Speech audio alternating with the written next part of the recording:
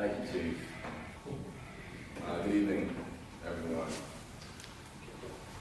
Thank you so much for attending the Justice and Civil Rights Initiative Farewell Affair. My staff and I are taking in every bit of this day that we possibly can. It's been a saying that all good things must still come to an end. My philosophy is that when one thing ends, even greater things come afterwards. That's my philosophy. How sweet I consider this moment to be addressing you all for the final time as Chief Executive Officer of the Justice and Civil Rights Initiative. This agency was founded on November 22nd, 2013, which was the 50th anniversary of the assassination of President John F. Kennedy.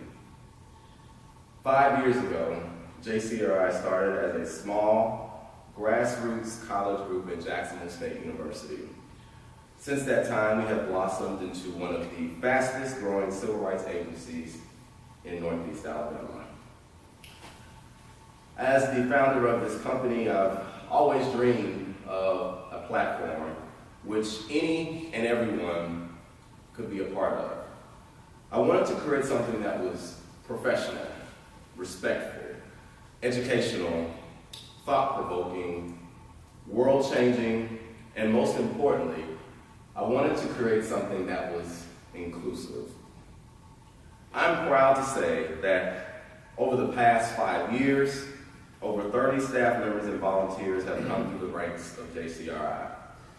They have all been of different races, different political affiliations, different socioeconomic backgrounds. Some were religious and some not so religious. The greatest accomplishment of this agency, without a shadow of doubt in my mind, is that we were able to bring together hardworking men and women from all walks of life who were able to unselfishly come together for the benefit of this community. That is truly what I am most proud of. The fact that we actually made this work and successfully created a new brand of civil rights in Northeast Alabama. JCRI did not get here through the work of one or two or three, but countless others.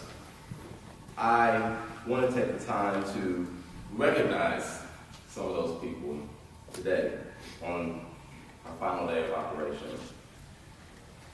At this time, I would like for all current and former JCRI staff members who are present in the room right now, would you please come forward and give them a round of applause as they come forward as well.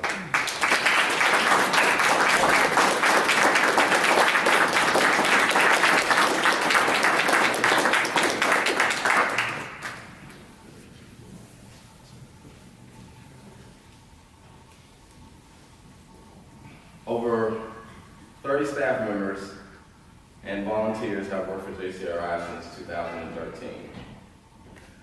And about a month ago, Vice President Jesse Edwards and I looked back at every single person that ever worked for our agency. We wanted to award someone who stood out in the agency and had the most impact. Most importantly, someone whose impact resonated with our agency even after they resigned from JCRI. We found a recipient for that award, and his name is Corey Dale Sears. Mr. Sears worked for JCRI in 2015 and 2016. He began as a member of our security detail, where he frequently accompanied staff members while out in the field and during official company functions. 2 months later, he was named Senior Outreach Specialist. As Senior Outreach Specialist, Mr. Sears was responsible for managing partnerships with other local agencies and organizations and developing conflict resolution strategies related to the well-being of the community. In January of 2016, he was elected to serve as a JCRI Board of Director. At one point, JCRI was undergoing some major shortage of staff members, and Mr. Sears graciously served in all three positions at once as we tried to build our staff back. He served at the same time as a security assistant, board of director, and a senior outreach specialist. That is some true dedication. He was the only person in the history of JCRI to serve that many positions, and serve in those many positions at one time. Mr. Sears left our company in June of 2016 to pursue a career in law enforcement. He now works as a police officer for the city of Talladega. And Mr. Sears is joined here today by Lieutenant Alan Kelly of Talladega Police Department. Mr. Kelly, would you please come forward? Mr. Sears' family is also here. Will your family please come forward, Mr. Sears?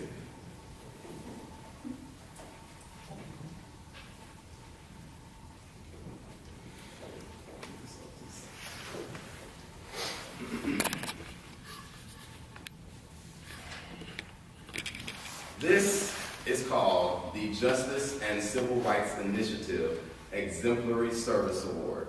It is considered the highest honor for any JCRI employee to receive, and it is being given to Mr. Corey Dale Sears today. I'm going to read this to you in its entirety. It says, the Justice and Civil Rights Initiative Exemplary Service Award is hereby presented to Corey Dale Sears for your incredible amount of time, passion, and dedication devoted to the endeavors of Justice and Civil Rights Initiative Incorporated. Through your leadership, judgment, and willingness to effect change in your community, your unforgettable presence within this agency has undoubtedly broken barriers, built bridges, and created peaceful dialogue.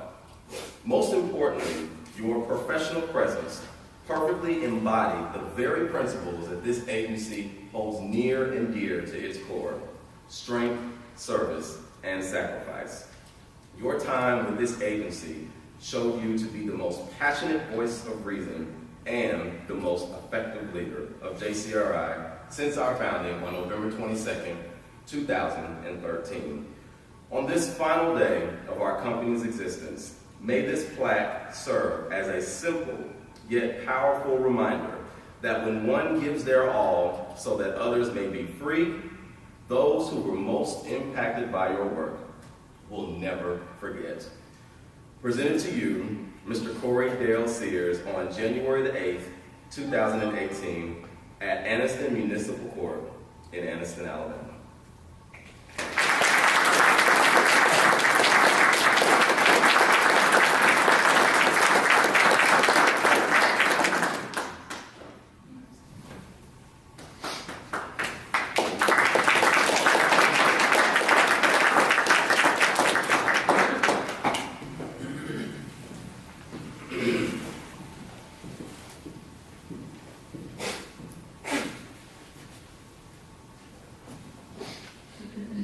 One service that this agency provided were investigations into civil and human rights violations.